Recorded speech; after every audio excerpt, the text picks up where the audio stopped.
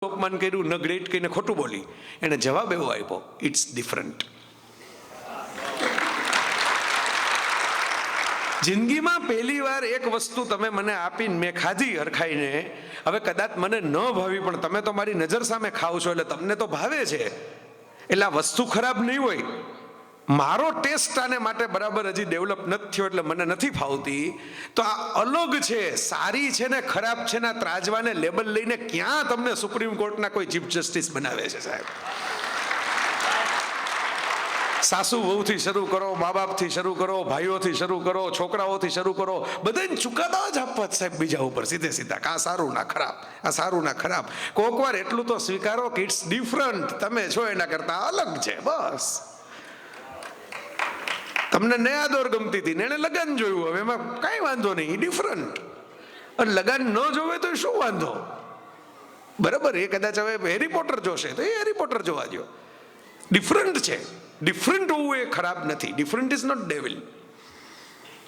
તો સાહેબ દુનિયા છે એ જીવી શકશે એકબીજાની સાથે.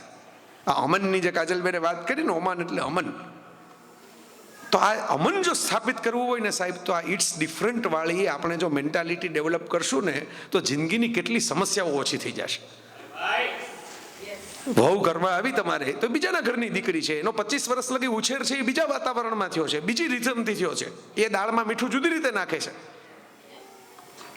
તો હવે તમે એને શેપઅપ કરો, તમે એની સાથે વહાલ કરો, વાત કરો, એ વાત જુદી થઈ ગઈ. પણ તમે એટલું તો સ્વીકારો કે ડિફરન્ટ છે, એ તમારી કાર્બન કોપી નથી, એ ફોટો કોપી નથી. દુનિયામાં કોઈ બે જોડિયા ભાઈઓ બહેનો એકબીજાની ફોટો કોપી નથી, બેના નેચર અલગ હોય છે, સિલેક્શન અલગ હોય છે સાહેબ.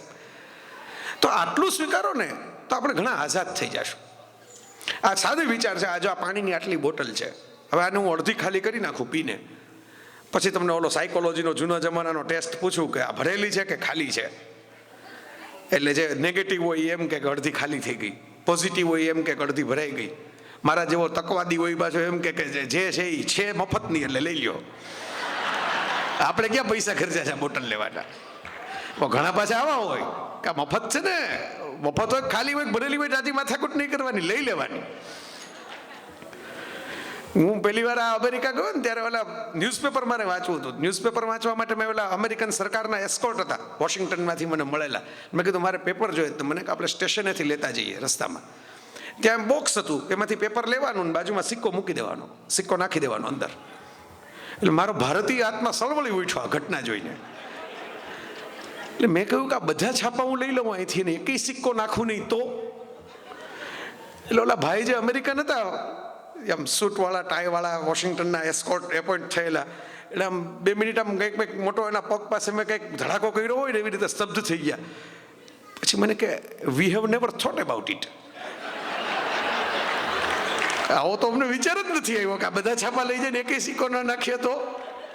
આ તો છાપું જોવે એ લઈ જાય ને જે સિક્કો નાખતો જાય. સાહેબ આટલા સિમ્પલ ટ્રાન્સપરન્ટ રહેવાનું છે. આપણે કહીએ દુનિયા ખરાબ થઈ ગઈ, દુનિયા બગડી ગઈ.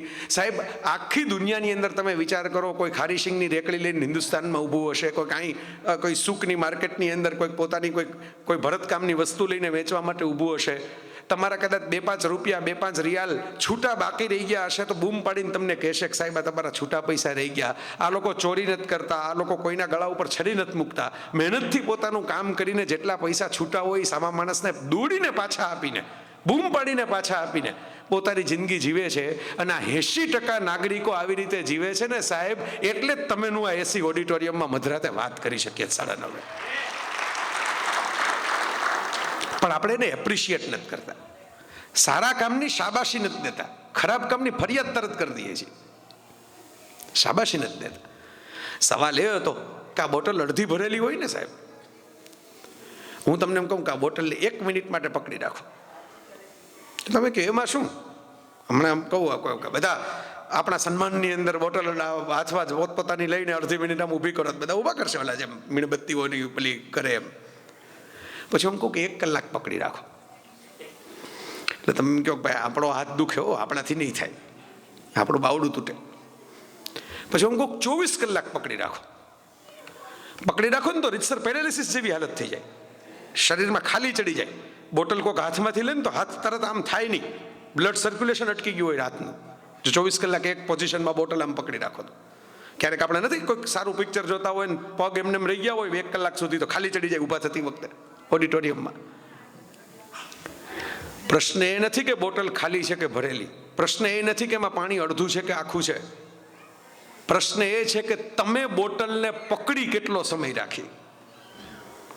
દુનિયાના દુઃખોને, કોઈકે કરેલા અપમાનને, કોઈકે કરેલા અન્યાયને, કોઈકની ઈર્ષાને, કોઈકની ભૂલોને તમે જો પકડીને રાખશો ને હાથમાં તો તમને પેરેલિસિસ થઈ જશે, તમને ખાલી ચડી જશે, તમારો હાથ ઝડકડાઈ જશે. એને જતું કરતા શીખો. Let it go. કહેવાય ગયું, થઈ ગઈ વાત, પૂરી કરી, જવા દો.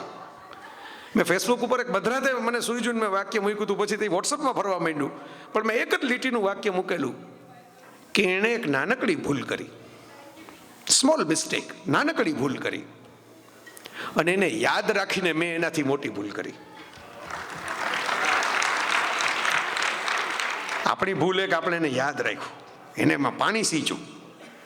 જે વસ્તુ નાનકડો છોડવો હતો ને એમાંથી આપણે વટવૃક્ષ બનાવ્યું. તે દિવસે તમે જે વાત કરી હતી 20 વર્ષ લગી આપણે સંભળાવ્યા. એટલી સ્મૃતિ તાજી હોય ને, આમ બધા સ્માર્ટનેસ તો બધી અદભુત હોય, યાદ રાખે લોકો. આ વારો આવશે ને તેથી આપણે એને બરાબર સંભળાવી દેશું. સાહેબ, માફ એટલા માટે કરો લોકોને, ક્ષમા. કેવી સરસ મજાની કુરાનમાં વાત છે ક્ષમાની. બધા ધર્મોએ ક્ષમાની વાત કરી છે. જીસસે વાત કરી ફર્ગિવનેસ, લવ, કાઇન્ડનેસ એન્ડ ફર્ગિવનેસ, ક્ષમા. મહાવીરે વાત કરી ભારતની અંદર, મિચ્છામી દુક્કડમ કહીને 9 વર્ષ મનાવો, હું ખમાવું છું. પણ પૈગંબર સાહેબે જે વાત કરી બહુ કેવી ઇન્ટરેસ્ટિંગ વાત છે. ગ્લોબલ હ્યુમન બિઈંગની જ વાતો કરવા માટે આવ્યો છું તમારી સામે. કે ધારો કે તમે દોડતા દોડતા નીકળ્યા ને તમારો ધક્કો કોકને લાગ્યો ને એમાંથી એના થેલીમાં ટમેટા ને શાકભાજી હતું ને ઢોળાઈ ગયું, અને તમે એને કહી દીધું sorry sorry sorry, very sorry, એમ કરીને તમે પાછા ટ્રેનમાં ચડી ગયા, તો મોહમ્મદ સાહેબ એવું કહે છે કે આ કંઈક સોરી નથી, આ વેલિડ સોરી નથી, આ ક્ષમા ન ચાલે. કેમ ક્ષમા કરવાની? તો કે પહેલા તમારાથી જે ભૂલ થઈ, જે ગલતી થઈ, એના માટે સોરી બોલો. એ તો છે જ. સામા માણસને આંખમાં આંખ નાખીને કહો કે મારી ભૂલ થઈ ગઈ, હું તમારો ગુનેગાર છું. અને સાહેબ, આટલા વર્ષોથી હું વાંચતો આવ્યો છું, જગતનો ઇતિહાસ વાંચ્યો છે, મારી નજર સામે બનતી પોલિટિકલ ઘટનાઓ જોઈ છે. હું તમને છાતી ઠોકીને કહું છું ઓન કેમેરા કે સોરી કહેવાને કારણે કોઈ દી કોઈનું હત્યા નથી થઈ ગઈ. લોકોએ માફ કરી દીધા છે કે હશે, જવા દો. બિલ ક્લિન્ટન એક વખત જાહેરમાં ઊભા થઈને પોતાના દેશને સોરી કીધું. હિલેરી ક્લિન્ટન અત્યારે ચૂંટણી લડવા ઓલા હોડમાં છે. સોરી કહેવાને કારણે પ્રજાએ કોઈ દી એમ નથી કીધું કે જવા દો, આને તો માફ કરાય જ નહીં. માફી માગો સાહેબ, આંખમાં આંખ નાખીને કોઈક કરી દેશે, પણ માગો તો ખરા. પણ ખાલી માફી માગવાથી વાત પૂરી નથી થતી. એટલે કહું છું કે વાત બહુ ઇન્ટરેસ્ટિંગ છે.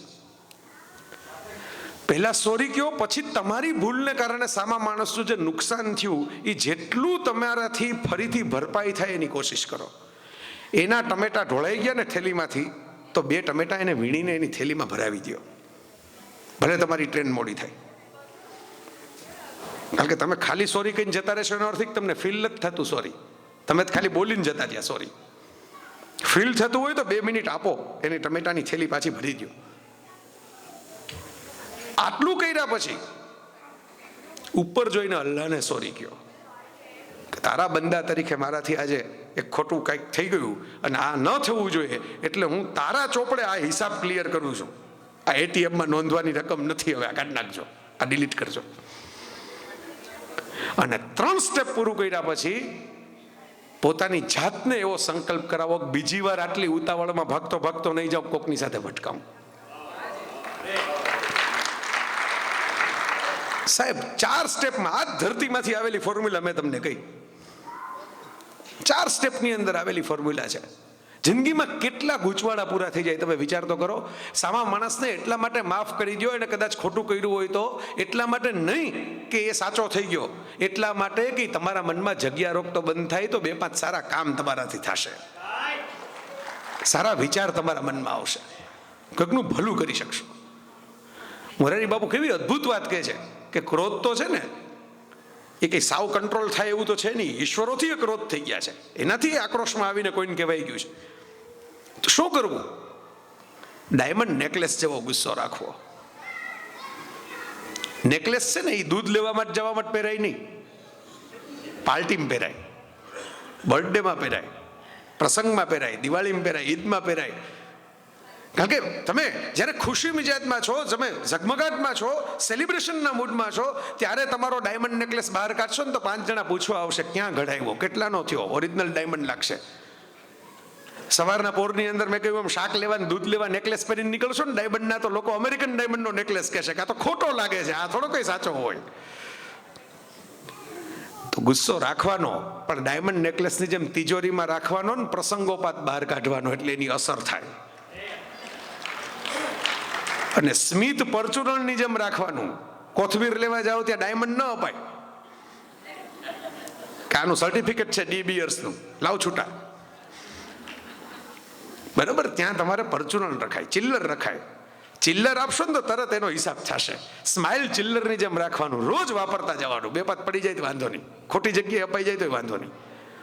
મારા નવી જનરેશનની આટલી બધી વાત થતી હતી, તો આ નવી જનરેશનમાં એ જ છે ને, એ બીજું કઈ રક્તદાન કરે કે ન કરે, હૃદયદાન તો કરે છે.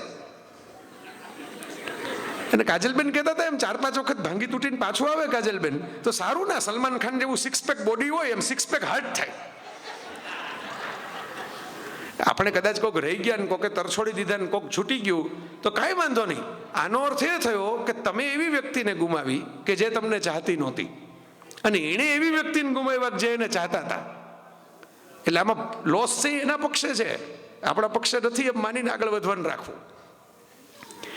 એટલે હું તમને કહેતો હતો, વાત ક્યાંથી ક્યાં આપણે પહોંચાડી, પણ જે જિંદગીની ફોર્મ્યુલા છે એ બારે તમને કહેવાની વાત હતી. એટલા માટે તો ઉડીને દોડીને આવ્યો તમારી વચ્ચે આ વાત શેર કરવા માટે. હું જીવું છું આવી જ રીતે. આ સાક્ષી છે, એ બેઠેલામાં કાજલબેન છે, તો વર્ષોથી મને ઓળખે છે, બરાબર, સાક્ષી છે કે આમ જ જીવવાનું. એટલે બે ચોપડા રાખો તો એક છુપાવવો પડે ને, છુપાવવાનો જ નહીં. ગમે એટલા દરોડા પાડો ને, આપણે બીજો ચોપડો જ નથી રાખ્યો, છુપાવવો પડે કોઈનાથી. તો મિત્રો, સુદર્શન એક હાથમાં રાખવું, બાંસુરી બીજા હાથમાં રાખવી. જીવનના બધા સંબંધોની વાત છે ને, ત્યાં બાંસુરી વગાડીને કામ લેવું. માથાકૂટ કરનારા કોક આવે ને આડા, અન્યાય કરનારા કોક આવે, શોષણ કરનારા આવે, ખોટા માણસો આવે શિશુપાલ જેવા, ત્યારે જ સુદર્શન હાથમાં લઈને ફેરવવું. બાકી શક્ય હોય તો દુશ્મનોને આઉટસોર્સિંગથી ખતમ કરવા, આપણે માથાકૂટમાં પડવું નહીં. મુચકુંદ ઋષિના માધ્યમે કાળ યવનને મરાવી નાખવો ને ભીમના માધ્યમે જરાસંઘનું પૂરું કરવું. પણ પૂરું કરવું એટલે કેનું લઈ લેવા માટે નહીં. કારણ કે તમે કૃષ્ણના ચરિત્રનો વિચાર કરશો ને તો ખ્યાલ આવશે કે આપણે દ્વારકાધીશ કહીએ છીએ, પણ દ્વારકામાં એને પોતે રાજ નથી કર્યું, પિતાને બેસાડી દીધા છે. ન્યાયને ખાતર માત્ર હંમેશા ક્રાંતિ કરી છે, બાકી તો ચૂપચાપ નીકળી ગયા રાજ બીજાને સોંપીને. જરાસંઘના દીકરાને રાજ સોંપીને નીકળી ગયા છે, રાજ ઉપર કબજો નથી કરી લીધો. આ વાત જે છે, સુદર્શન પ્રસંગોપાત જરૂર ન પડે કુરુક્ષેત્રના યુદ્ધમાં નહીં ફેરવવાનું સાહેબ, બાંસુરી વગાડવાની. ઘરના પ્રશ્નો બાંસુરીથી ઉકેલવા, સુદર્શનથી નહીં. ક્યાંય એવું સાંભળ્યું રૂકમણી સત્યભામન કે ગરમ રોટલીના પ્રશ્ન કૃષ્ણે સુદર્શન ફેરવું? જમતી વખતે દ્વારકાના ટેબલ ઉપર સુદર્શન ચક્ર રાખીને બેઠા, ખબરદાર જો દાળમાં કઈ ગડબડ કરી તો. હું તો ઘણા ઘરમાં જાઉં તો મને એમ લાગે કે આમાં પપ્પા આવવાના છે કે ગબ્બરસિંહ આવવાના છે, ખબર ન પડે. સાંજ પડે એટલે ઓફિસમાંથી પપ્પા આવવાના છે, આમ સાદ પડે. એટલે ના, જૂના જમાનામાં હજુર આ રહે હે મોલા ઉપરથી વગાડે, એટલે એમ કે પપ્પા આવવાના છે, એટલે ફટફટ કરે કંઈક રમતા હોય બધા રમકડા મૂકી દે. 2-4 જણા કંઈક અલગ રૂમની અંદર ગાયબ થઈ જાય. કોઈક ફોન કરતું હોય ફોન બંધ કરી દે, એટલે જાણે કોઈક પપ્પા નામનું એક વાવાઝોડું અંદર ફૂંકાવાનું હોય ને ઘરમાં, એવી તૈયારી થઈ જાય. અને આપણો પ્રશ્ન એ છે સાહેબ કે જે આપણને અડધી કલાક માટે મળવાના છે, આખી જિંદગીમાં બીજી વાર ઓળખવાના નથી, એવા લોકો સામે આપણે એક્સક્યુઝ મી ને સોરી ને સ્માઇલ ને બધા બાંસુરીનો સ્ટોક ખાલી કરી દઈએ છીએ. એટલે ઘરમાં આવીએ ને ત્યારે ખાલી સુદર્શન વધતું હોય છે આપણી પાસે. ઘરવાળા ઉપર જ ફેરા રાખે, બારી કેમ બંધ નથી કરી, કાયમ બારી ખુલ્લી જોઈએ. અરે પણ તમે ઊભા થઈને બંધ કરજો ને, 1 સેકન્ડ થાય તમને. તો સાહેબ મેં કહ્યું એમ, નાની નાની વાતોને મોટું મોટું સ્વરૂપ. ઓમાનના સુલતાનની કેટલી બધી વાતો મને સવારે પણ બિપિનભાઈ કહી, ચંદ્રકાંતભાઈ એક સોવેન્જર મોકલાવ્યું, એમાં મેં વાંચી. ચેતન જેઠવા અમારા મિત્રએ મને સોવેન્જર આપી ગયો, એમાં વાંચી. સાયરામે મને વાત કહી, કેટલા બધા લોકોએ કે એક માણસ કેવું ડેવલપમેન્ટ કરી શકે વિઝનથી, પોતાની પ્રજાને પ્રેમ કરતા કરતા. પોતાનો વિકાસ નહીં, બીજાનો પણ વિકાસ ભેગો થતો જાય. કોઈનો ટાવર તોડવા કરતા પોતાનો ટાવર ઊંચો બનાવો તો લોકો ટાવરના સેલ્ફી લેવા આવશે. આ શીખવાનું છે આ ધરતીમાંથી. અને હું એનું કદર કરું. મને તો અમારા ગોંડલના મહારાજા ભગવતસિંહ યાદ આવી ગયા. કેવી રીતે ટેક્ટફુલી કામ કેમ થાય, જગતના સમસ્યાઓ, સંબંધોની સમસ્યાઓ, સાસુ વહુની સમસ્યાઓ કેમ ઉકેલાય. ગોંડલમાં બનેલો કિસ્સો છે. 3 માળનો સગડામજી હાઈસ્કૂલનો ટાવર, પેરિસથી આવીને ખાસ ઘડિયાળ નખાવેલીને, બ્રિટનની ઇટન કોલેજના મોડલ ઉપર આખો બનાવેલો ટાવર, એટલો ખર્ચો કરીને બનાવેલો ટાવર. અને રાજનો એક શિક્ષક સ્કૂલમાં ભણાવતો, ક્રિકેટ રમતો હતો રવિવારે, અને એનો ફટકો લાગ્યો ટાવરના કાચ ઉપર ને કાચ તૂટી ગયો. અને બધાએ કે બાપુએ આટલો ખર્ચો કર્યો આ ઘડિયાળ માટે, પેરિસથી માણસ બોલાવીને ઘડિયાળ કરાવી, બાપુની ઘડિયાળ તોડી નાખી માસ્તરે. બાપુનો ન્યાય તો કડક. સગા દીકરાએ લગ્નમાં ખર્ચો કર્યો, દીકરાને બેદખલ કરી દીધેલો. એવા કડક, સ્ટ્રિક્ટ, પ્રજાવત્સલ. 2 ઘોડાની બગીની અંદર નીકળે ને હાથમાં પાણીનો ગ્લાસ હોય, જ્યાં રસ્તો સરખો ન થયો હોય અને ખાડો હોય અને પાણી છલકાય એટલે કોન્ટ્રાક્ટરને ત્યાં બોલાવવાનો. કાંઈ કેમ ખાડો આવ્યો આ રસ્તામાં? આવું રાજ. આમાં મોટા થયા છે અમે. અને બાપુએ શિક્ષકને બોલાવ્યા. 6 રૂપિયાનો એ જમાનામાં પગાર હતો શિક્ષકનો. એમ કીધું કે રાતની મિલકતને જાહેરમાં નુકસાન કરો રમતમાં તો તમારો 1 મહિનાનો પગાર કાપી લેવામાં આવે છે. ચાલે નહીં. કાલ આજે તમે માસ્તર થઈને શિક્ષક થઈને આવું કર્યું, કાલ વિદ્યાર્થી કરે તોફાન. શિક્ષક તો બિચારામાં કંઈ બોલી શકે એમ હતું જ નહીં, દલીલ થાય એમ હતી જ નહીં. હવે એ જમાનામાં શિક્ષકનો 1 મહિનાનો પગાર કપાઈ જાય એટલે ખાવાનું ન થાય સાહેબ 15 દિવસ ઘરમાં. એટલે રોવા જેવા થઈ ગયા કે ભાઈ આપણી ભૂલ તો નહોતી, રમતમાં થઈ ગયું. દરવાજે લગી પહોંચ્યા ને ગોંડલ મહારાજાએ પાછા બોલાવ્યા શિક્ષકને, બોલાવીને એમ કીધું કે મારા રાજમાં આવો સરસ ક્રિકેટનો ખેલાડી કે જે એવો ફટકો મારે કે 3 માળ ઊંચા ટાવર લગીના કાચ સુધી પહોંચે એનો ફટકો, એના માટે રાજ તરફથી હું તમને 3 મહિનાનો પગાર ઇનામ આપું છું. સાહેબ આટલું શીખવાની છે. આપણે જે સ્માર્ટ વર્ક કહીએ છીએ ને આટલું જ સ્માર્ટ વર્ક છે. સામા માણસનું ભલું કરો, સામા માણસને કોઈ ખરા. એક ઇમોશનલ બેંક એકાઉન્ટ ક્રિએટ કરો, ઠપકોઈ આપી દો અને ત્યારે વિડ્રોલ કરી લો, અને શાબાશી આપો ને આનંદ કરાવો ને મજાઈ કરાવી દો, ત્યારે ડિપોઝિટ કરી લો. સાહેબ વિડ્રોલ કરતા રહેશો ને સામે ડિપોઝિટ મૂકતા રહેશો ને તો એકાઉન્ટ ચાલુ રહેશે, નહીંતર એકાઉન્ટ ક્લોઝ થઈ જશે. કેટલાયના ઘરમાં થઈ ગયા છે. સામે દેખાય કે એકાઉન્ટ છે પણ એકાઉન્ટના નંબર જ છે ખાલી, એકાઉન્ટ ટ્રાન્સફર નથી થતું કાંઈ, કારણ કે નથી ડિપોઝિટ થતી, નથી વિડ્રોલ થતું. તો આવી નાનકડી વાત, મારે છેલ્લા સમાપનની ભૂમિકાએ હું આવ્યો છું. આપણે સાથે ખૂબ સરસ મજાની યાત્રા કરી. છેલ્લી 5-7 મિનિટની વાત તમારી વચ્ચે મારે મૂકવાની છે. પણ મેં કહ્યું એમ, જિંદગીને થોડીક ચાન્સ આપો. ગીવ હેપીનેસ એ ચાન્સ. સરસ મજાનું એક ફિલ બોસમન્સનું કાવ્ય છે, ગીવ હેપીનેસ એ ચાન્સ. સુખને જરાક આવવા તો દો તમારી પાસે. તમે વિચાર કરો, ઉપરવાળાએ આવી સરસ મજાની દુનિયા બતાવી, આવી સરસ મજાનો આવો સંસાર વસાવ્યો, આવી સરસ ક્યાંક રણ બનાવ્યું એની બ્યુટી, ક્યાંક દરિયો બનાવ્યો એની બ્યુટી, ક્યાંક વૃક્ષો બનાવ્યા એની બ્યુટી. પરમાત્માને એક જ ચીજમાં રસ છે મારા સાહેબો, અને એ છે પરિવર્તન. એને એક મોસમે ગમતી નથી એટલે શિયાળો, ઉનાળો ને ચોમાસું ફેરવા કરે છે સાહેબ. થોડુંક બદલાવ સ્વીકારો, થોડુંક પરિવર્તન કરો. બદલાવેલી એવું નહીં, આમાં તો છે ને મુશ્કેલી એ હોય છે કે લોકો રેસ્ટોરન્ટમાં જઈને ઓર્ડર આપે ને પછી બાજુવાળાના ટેબલ ઉપર જ આવે ને જેને ભાવે ઓર્ડર ચેન્જ કરી આવે, ઊભા થઈને રસોડામાં પહોંચી જાય કે ઓલો ઢોસો જે ત્યાં આવ્યો ને એ મારે ખાવો છે. મોબાઈલના મોડલમાં અને મેરેજના મોડલમાં જ્યારે તમે પસંદગી ફાઇનલ કરો ને એ પછી જ નવું મોડલ માર્કેટમાં આવે. તમે ઓબ્ઝર્વ કરજો. આ ક્યારેક આ ઘણા અનુભવીઓ બેઠા છે એટલે એ સમજી શકશે. જે મિનિટે તમે એમ કહો કે આપણે આ બસ હવે આ મોબાઈલ લઈ આવ્યા ને તમે તમારો ડેટા નાખો અંદર ને સિમ કાર્ડ નાખ્યું ને 3જે દિવસે જાહેરાત આવે કે નવું મોડેલ આવી રહ્યું છે. આનો અંત જ નથી સાહેબ. ફૂલોનો બગીચો રોજ ખીલે છે, ફૂલો રોજ કરમાય છે. મુદ્દો એ નથી કે બગીચામાં પહેલા કેટલા ફૂલ ખીલ્યા હતા અને આવતીકાલે કેટલા ફૂલ ખીલશે. મુદ્દો એ છે કે તમે કેટલા ફૂલ છે એને સ્પર્શ કરી શક્યા અને તમે કેટલા ફૂલની સુગંધ ઝીલી શક્યા, એ તમારી ભેગું રહેશે. એટલે આ કમ્પેરિઝનની સાયકોલોજી. આપણે સાપામાં વાંચીએ મુકેશ અંબાણીએ 5.5 કરોડની મેબેક કાર લીધી એટલે આપણે કહીએ આપણો ગુજરાતી ભાઈડો. અબજપતિ તો ગુજરાતી જ હોય, રિઝર્વ બેંકના ગવર્નરે ગુજરાતી જ હોય. હિસાબ તો એને જ સૌથી વધારે સારો કરતા આવડે. આવું કહીએ આપણે, હરખાઈને કહીએ, પણ આપણા પાડોશમાં આપણા એપાર્ટમેન્ટમાં કોઈક 5.5 કરોડની ગાડી લઈને પાર્ક કરે ને એટલે આપણે વોચમેનને પૂછવા જાય આ કોણે લીધી. એમ ન થાય કે મારા એપાર્ટમેન્ટમાં આવી અને નામ તમને કહે ને એટલે એમ કે બહુ હવામાં ઉડવા લાગ્યો, કે કાળા ધંધા કરતો લાગે છે.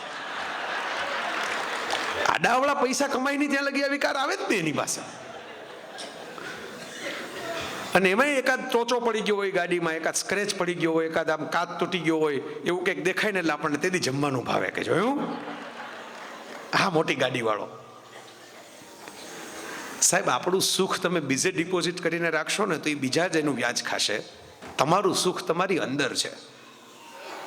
મનની શાંતિ શોધવા માટે લોકો બિયર બારમાં જઈને બેસે છે, મનની શાંતિ ગોતવા માટે હિમાલયની ટોચ ઉપર જઈને બેસે છે. બેમાંથી એકેય જગ્યાએ મનની શાંતિ નથી. મનની શાંતિ ક્યાં હોય?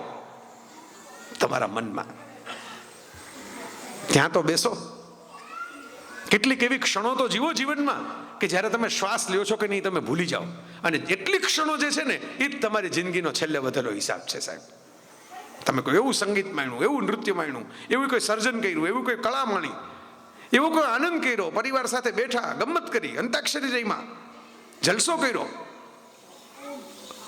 આપણે આપણા વડીલો ગુજરી જાય પછી બધા શ્રાદ્ધ કરવા માટે ખાસ ભારત આવે ફોરેનથી. ચંદનના લાકડાની ચિતા કેમ કરવી એના માટે વૃદ્ધાશ્રમમાં ઝઘડતા દીકરાઓ મેં જોયા છે કે અમારા બાને ચંદનના લાકડાની ચિતા ઉપર બાળવાનું બજેટ હતું અમારી પાસે, તમે એમને એમ કેમ અંતિમ સંસ્કાર કર્યા? સાહેબ પછી ચંદનના લાકડાની ચિતા કરો છો એના કરતા બાને એક વખત તમે ઓસ્ટ્રેલિયા હતા ત્યારે સુવડાવવા તો ખરા તમારા ઘરની પથારી ઉપર. તો આ જે વાત છે સિમ્પલ, બહુ સાદું ફોર્મ્યુલા હું તમને કહું છું. દરેકને પોતપોતાની પરિસ્થિતિ છે, દરેકને પોતપોતાના સંજોગો છે. મેં કહ્યું એમ ઇટ્સ ડિફરન્ટ. કોઈના ચુકાદા લઈને તમે ત્રાજવા તોડવા માટે નીકળો એ ખરાબ થવાનું છે તમારાથી. બીજાનું ખરાબ થાય કે ન થાય, તમારું જ ખરાબ તમે કરો જ છો. તો જીવતા માણસ છે એની સાથે એન્જોય કરી લો. જતા રહેવાના પછી એન્જોય થવાનું નથી. જીવતા જીવ તમે જલસા કરી લો. તમે તમારા છોકરાઓને કોઈ સરસ મજાના એમ્યુઝમેન્ટ પાર્કમાં આવી શુક્રવાર જેવી રજામાં મૂકવા જાઓ અને મૂકવા જાઓ ને તમે એમ કહો કે જો બેટા કૂપન લઈ દીધી, અંદર ફૂડ કૂપન છે, બધી રાઇડ્સમાં બેસવાની કૂપન, ખાસ અડધા દિવસનો બ્રેક લીધો તમે જોબમાંથી, કપાત પગાર તમે આવ્યા છો એને રજા છે, તમારે રજા નથી, તમારું જ કામ ચાલુ છે. પાછા તેડવા આવો ને એમ કે હું તમે શું કર્યું બેટા, અને તમને તમારા બાળકો કહે કે ભાઈ હું એન્ટ્રી ગેટથી દાખલ છું ને એક્ઝિટ ગેટ આવીને ઊભો રહી ગયો, તમારી રાહ જોતો તો બસ આવી કે આવ્યો છો કે નહીં. એટલે તમે ખીજાઈ જાઓ કે તમને એટલા માટે પૈસા ખર્ચા, આવ્યું મૂકવા આવ્યો, અડધા દિવસની રજા લીધી, આ ટિકિટ લીધી પાર્કની, આ તમને ફૂડ કૂપન લઈ દીધા, આઈસ્ક્રીમે ન ખાધો, ચોકલેટે ન ખાધી. હું એમ માનું છું કે આ પૃથ્વી નામના ગ્રહ ઉપર આપણને જેણે મોકલ્યા છે ને એ આપણા ઉપરવાળા પેરેન્ટ્સ જે છે ને એ આપણે માંથી કેટલાક જ આવા એન્ટ્રી ગેટમાંથી દાખલ થઈને સીધા એક્ઝિટ ગેટે ઊભો ઊભો પાર્કિંગમાં રાહ જોયા કરે છે ને એને ખાલી પાર્કિંગ જ જોયું છે, પાર્ક નથી જોયો. પાર્ક તો જુઓ કેવો બન્યો છે તમારી સામે, એને તો એન્જોય કરો. આપણે જેમ આપણા છોકરાઓને ખીજાશે ને એમ ઉપરવાળો તમને ખીજાશે. હું નાનો હતો ને મિન પિયાસીની એક કવિતા વાંચેલી, કબૂતરોનું ઘૂ ઘૂ ઘૂ. ઉપરવાળો જ્યારે પૂછશે કોઈનું આંસુ લૂછ્યું તું, કોઈનું દુખડું પૂછ્યું તું, ગેંગે ફેફે કરતા કહેશે હે હે હે શું શું શું, કબૂતરોનું ઘૂ ઘૂ ઘૂ. આ તમારી એક્ટિવિટીને મારે અભિનંદન નહીં આપવા, તમે જેટલા પ્રેમથી મનોરંજન માણો છો ને એટલા જ પ્રેમથી કોઈના દુખડાઈ દૂર કરો છો, કોઈકના આંસુ એ લૂછવા જાઓ છો. એ પણ બહુ મોટી વાત છે સાહેબ, જેવી તેવી વાત નથી. જે સંસ્કારની કાજલબેન વાત કહેતા હતા, જે હું ઘણી વાર કહું છું ને, તમે ગાડી પાર્ક કરો ત્યારે તમને ખબર પડવી જોઈએ કે મારી પછી બીજી ગાડી પાર્ક થઈ શકશે કે નહીં, અને કોઈ પાર્ક કરી છે નીકળી શકશે કે નહીં, તો તમે સંસ્કારી. પાણીનો ગ્લાસ મૂકતી વખતે તમને એમ થાય કે આજે આમ મૂકું છું ત્યાં બીજો ચાલીને આવવાનો છે, એને પાણીમાં પગ મૂકીને આવવું પડશે કે નહીં. હમણાં મેં ફોટો મૂક્યો હતો, હું ગ્રીસ ગયો હતો ને એક ટોયલેટની અંદર મેં એક કેપ્શન જોયું, ફોટો પાડી લીધો ને મૂક્યો. મેં કીધું આપણે જરાક જરૂર છે ભારતમાં આ બધાને શીખવાડવાની. સરસ કેપ્શન લખેલું હતું કે તમે ટોયલેટમાં આવો અને તમને જેવું ટોયલેટ હોય એ ગમે પગ મૂકતા વેત એવું બીજા માટે મૂકીને બહાર નીકળજો. સાહેબ આ કેવી નાનકડી વાત છે, આમાંથી ખબર પડે કે માણસ કેવો છે. કોઈ જોતું ન હોય ને તમે કેવી રીતે વર્તો ને તમારું ચારિત્ર છે સાહેબ. બધા જોતા હોય ને ત્યારે બધા ડાયા જ લાગે, પણ ઉપરવાળાનું એક સીસીટીવી છે ને એ 24 કલાક તમારી ભેગું છે.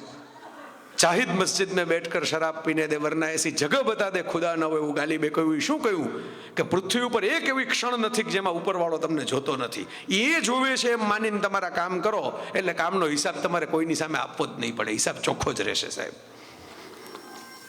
તો મારા મિત્રો, સમાપનની અંદર આપણે સરસ યાત્રા સાથે કરી, મને મજા આવી, ખૂબ આનંદ થયો. નાની નાની વાતો, નાના નાના ત્યાગ, નાનું નાનું ઇન્વેસ્ટમેન્ટ.